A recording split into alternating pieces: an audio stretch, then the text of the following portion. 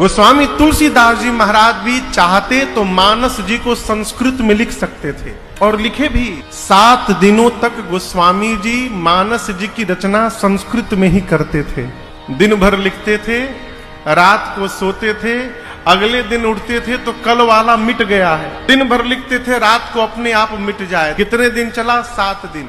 7वें दिन रात्रि में भगवान शंकर ने और मां भवानी जी ने गोस्वामी तुलसीदास जी को स्वप्न दिया और कहा, गोस्वामी जी आप मानस जी की रचना संस्कृत में न करिए, गांव की भाषा में करिए, अवधि में। क्यों?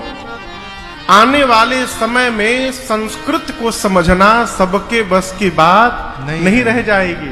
इसलिए इस भाषा में लिखिए कि जो कम पढ़ा भी लिखा है वो भी इसको गा ले, बोल ले, समझ ले। तो गोस्वामी जी ने अवधि में लिखना प्रारंभ किया। रचना पूरी भई और समकालीन जो मानस के विद्वान थे काशी जी में, उन विद्वानों ने इस रचना को ग्रंथ मानने से मना कर दिया। कहा कि ये संस्कृत में नहीं है तो ग्रंथ तो हो ही नहीं सकता। गोस्वामी जी बोले हम लिखे नहीं है, लिखवाया गया है, बाबा ने लिखवाया है।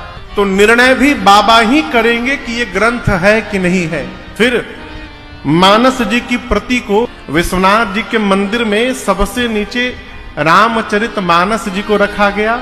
उनके ऊपर चारों वेद, पुराण, शास्त्र सभी ग्रंथ रखे गए और मंदिर का पट बंद कर दिया गया। गोस्वामी जी रात भर मंदिर के बाहर बैठे रहे और एक ही बात कहते थे, अरे बाबा राखो लाज हमारी, बाबा अब राखो लाज हमारी।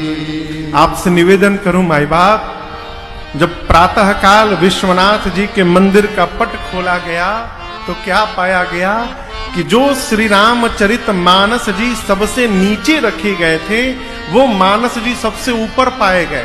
सभी ग्रंथों के ऊपर श्री रामचरित मानस जी की प्रति थी। और इतना ही नहीं, उन मानस जी के प्रति के प्रथम पृष्ठ पर भगवान शिव जी ने, शंकर जी ने अपने हाथ से हस्ताक्षर किया। जानते क्या लिखा था शंकर जी ने? इस शब्द की उत्पत्ति ही वहां पर हुई।